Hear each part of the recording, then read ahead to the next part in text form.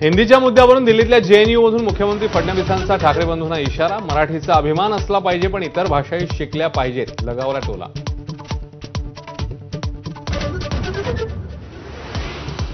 जेएनयूमध्ये फडणवीसांच्या हस्ते छत्रपती शिवाजी महाराज अध्यासन केंद्राचं भूमिपूजन तर कुसुमाग्रज मराठी अध्ययन केंद्राचं उद्घाटन। कार्यक्रमाच्या वेळी विद्यापीठाच्या कॅम्पसमध्ये एसएफआयचं आंदोलन।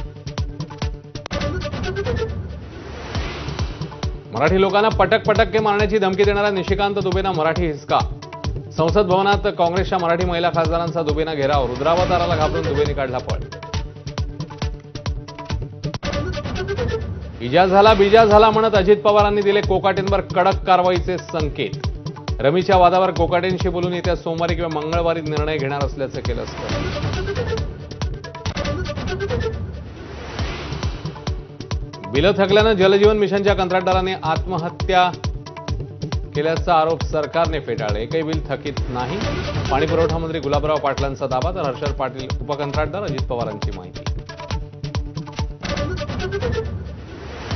धनंजय मुंडेंना मोठा दिलासा। धनंजय मुंडेंच्या कार्यकाळातील कृषी विभागातील खरेदी नियमानुसारच झाल्याचा उच्च न्यायालयाचा निर्णय। एकनाथ खडसे आणि महाजनांमधला वाद पेटला। प्रफुल्ल लोढा खडसेंना गुलाब देतानाचे फोटो महाजनांकडून शेअर। गुलाबी गप्पा कोणासोबत रंगल्या, खोचक सवाल तर गुलाबी फोटो माझ्याकडेही, खडसेंचा पलटवार। सरसंघचालक मोहन भागवतांची मुस्लिम धर्मगुरूंसोबत 3 तास बैठक। दिल्लीतील हरियाणा भवनात 70 धर्मगुरू आणि विचारवंतांसह मोहन भागवतांची चर्चा। 2006 मुंबई साखळी बॉम्बस्फोट प्रकरणातल्या आरोपींना निर्दोष सोडण्याच्या हायकोर्टाच्या निर्णयाला सुप्रीम कोर्टाची स्थगिती। मात्र सुटका झालेले आरोपी बाहेरच राहणार।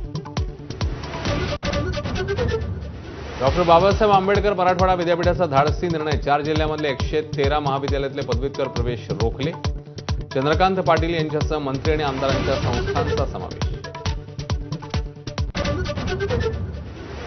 6 फुटांवरच्या गणेश मूर्तींचं नदी आणि समुद्रात विसर्जन करायला हायकोर्टाची परवानगी। गणेश मंडळांना मोठा दिलासा। 6 फुटांपर्यंतच्या पीओपी गणेश मूर्तींचं कृत्रिम तलावामध्येच विसर्जन करण्याचे आदेश। भारत आणि ब्रिटनमध्ये मुक्त व्यापार करारावर स्वाक्षऱ्या। ब्रिटनमध्ये भारताच्या 99% वस्तू करमुक्त तर मोबाईल, लॅपटॉप, शूज, दागिने यासह अनेक गोष्टी स्वस्त होणार।